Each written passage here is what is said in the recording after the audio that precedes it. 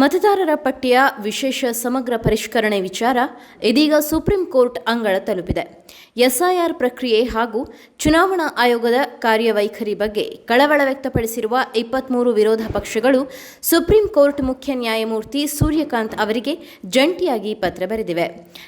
ದೇಶಾದ್ಯಂತ ನಡೆಯುತ್ತಿರುವ ಎಸ್ಐಆರ್ ಪ್ರಕ್ರಿಯೆಯನ್ನು ವಿರೋಧಿಸಿ ಕಾಂಗ್ರೆಸ್ ಸೇರಿದಂತೆ 23 ವಿರೋಧ ಪಕ್ಷಗಳು sure, solidarity, unity and resistance ಅಭಿಯಾನ ಆರಂಭಿಸಿದೆ.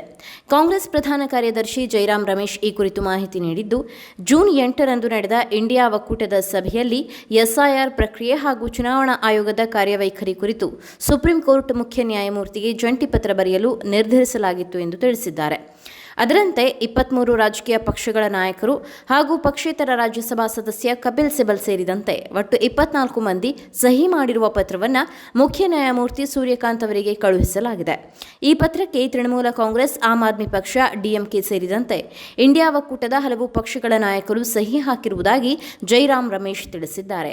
ಈ ಹಿಂದೆ ಕೂಡ ಕಾಂಗ್ರೆಸ್ ಸೇರಿದಂತೆ ಹಲವು ವಿರೋಧ ಪಕ್ಷಗಳು ಎಸ್ಐಆರ್ ಪ್ರಕ್ರಿಯೆಯ ಪಾರದರ್ಶಕತೆ ಮತ್ತು ಚುನಾವಣಾ ಆಯೋಗದ ಕ್ರಮಗಳ ಬಗ್ಗೆ ಪದೇ ಪದೇ ಪ್ರಶ್ನೆಗಳನ್ನು ಎತ್ತಿದ್ದವು.